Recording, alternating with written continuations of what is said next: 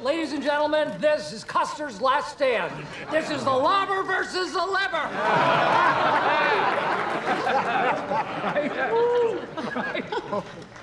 Keep talking, Bobby. The more nonsense you spout, the worse it's going to be when you lose. Well, I'm the ladies' number one. I'm the champ. Why would I lose? Because dinosaurs can't play tennis? I'm going to put the show back in chauvinism.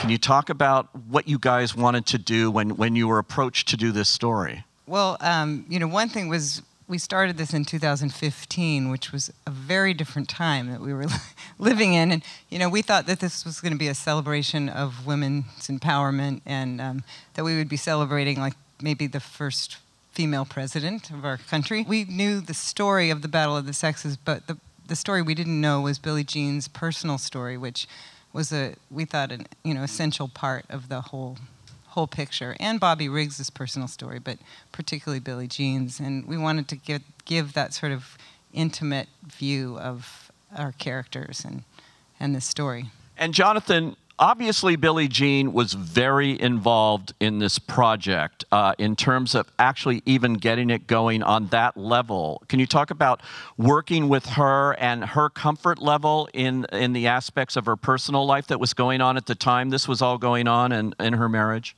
Yeah, well, she came in early, but we made it very clear that what we wanted to do was talk about her personal life in an area that she hadn't really presented to the public. So it was a little painful to her because, you know, this was her first relationship with a woman.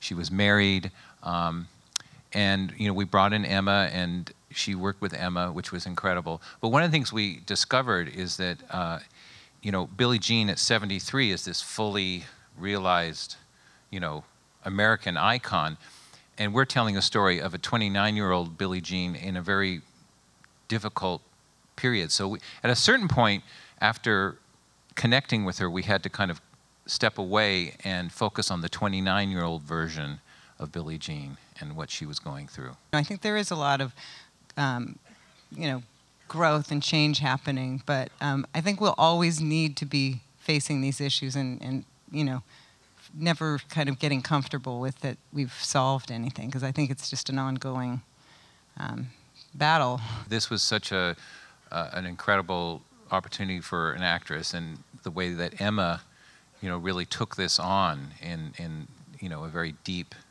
way, you know, the physical. She had never played tennis before she did this role. No, and she played a little tennis in the movie, but not a ton. I mean, but her challenge was to actually get the physicality of Billie Jean to, you know, so she worked out for 4 months just training for the.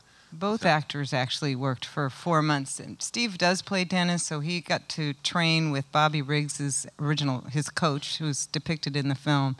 And he worked for 4 months. So both of them, I think the important thing was just to kind of get into that, you know, what it feels like to be a professional athlete, which is working every day really hard. And, you know, she gained 15 pounds of muscle in that time. So. Wow.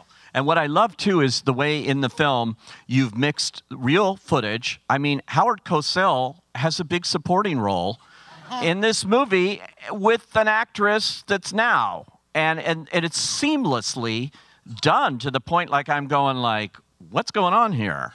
So what was the idea behind that, and how did you pull that off technically?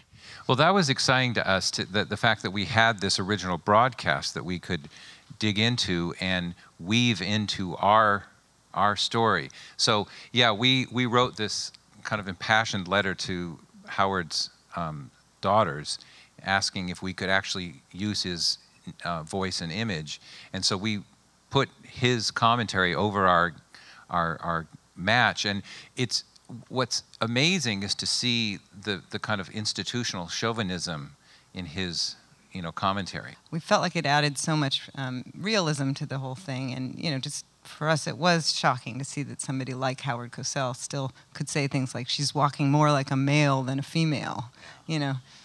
It's shocking.